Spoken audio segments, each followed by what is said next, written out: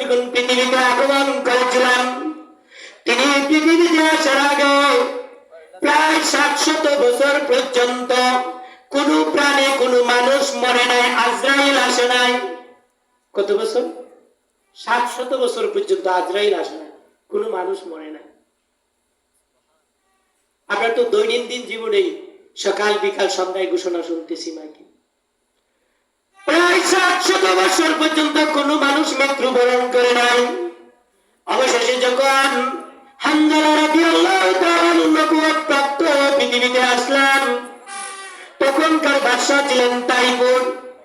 একে একে তিনি দিনের দাওয়াত দিতে শুরু করলেন, মৃত্যুর ভয় দেখাতে শুরু করলেন।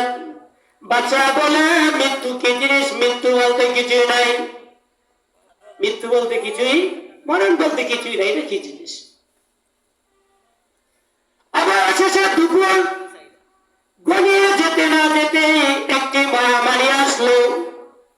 বাদশা তাইফুরের রাজ্যের অনেক মানুষ মৃত্যুবরণ করল। এবার এলান হয়ে গেল কিছু সংখ্যক মানুষ মারা গিয়েছে।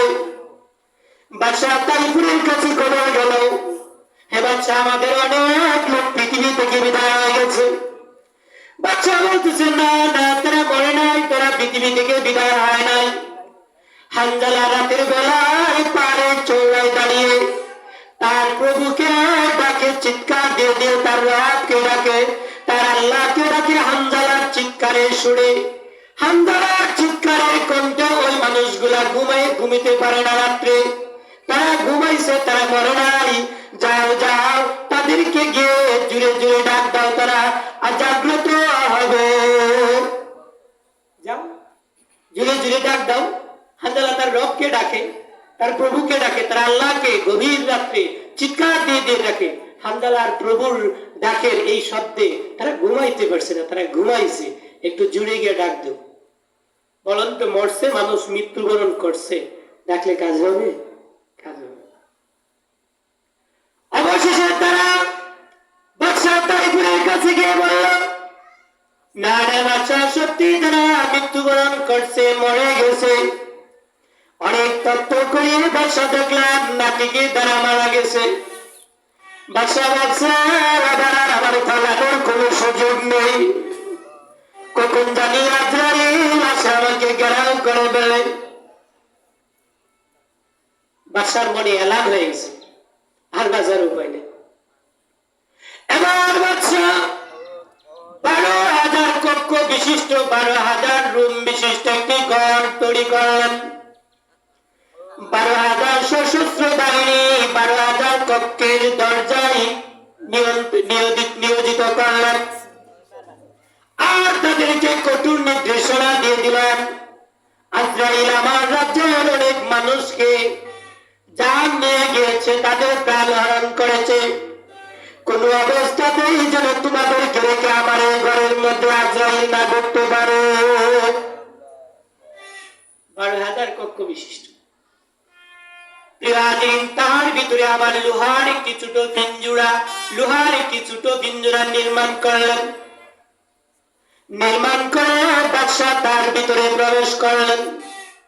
প্রবেশ করে বলতেছে, আবার দেখি আজরাইল, 12,000 কক্ষ দরজা তুমি পরিদর্শন ভেঙে ফেলে 12,000 সেনাবাহিনীকে রেখে কিভাবে আমার এই পিঞ্জরায় ঢুকো? বসে আছে, আসো আজরাইল।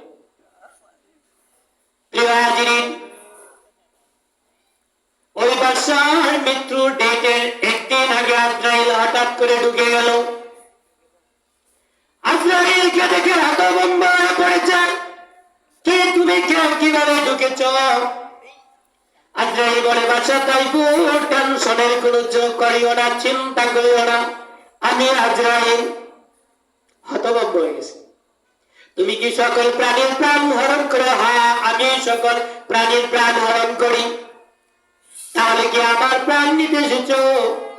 না, প্রাণ নিতে আসি নাই, তোমার আরো একদিন বাকি আছে। আমার প্রভুর নির্দেশনা অনুযায়ী, তালিকা অনুযায়ী তোমার আরেকটি দিন বাকি আছে। সেই দিনটি যখন হয়ে যাবে, মুহূর্ত সময় তোমাকে দেওয়া হবে না।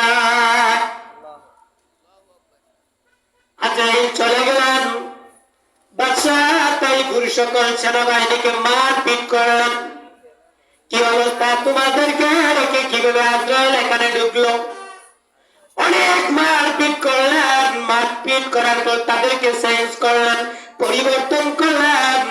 নতুন করে আবার 12,000 সেনাবাহিনী, স্পেশাল সেনাবাহিনী নিয়োজিত করলেন। বললেন কোন অবস্থাতেই যেন আজরাইল সেখানে আসতে না পারে। এবার তিনি তার রাজ সিংহাসনে বসলেন,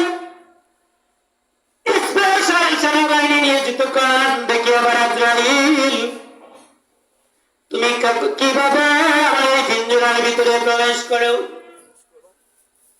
প্রিয় হাজিরিন, সময় যখন হয়েছে আজরাইল হাজির হয়ে গেছে। এবার বাদশাহটাই গুরু বলতেছে আজরাইল কিভাবে তুমি প্রবেশ করলা? এতগুলো স্পেশাল সেনাবাহিনী নিয়োজিত করলাম, কিভাবে তুমি প্রবেশ করলা আমাকে একটু বলো।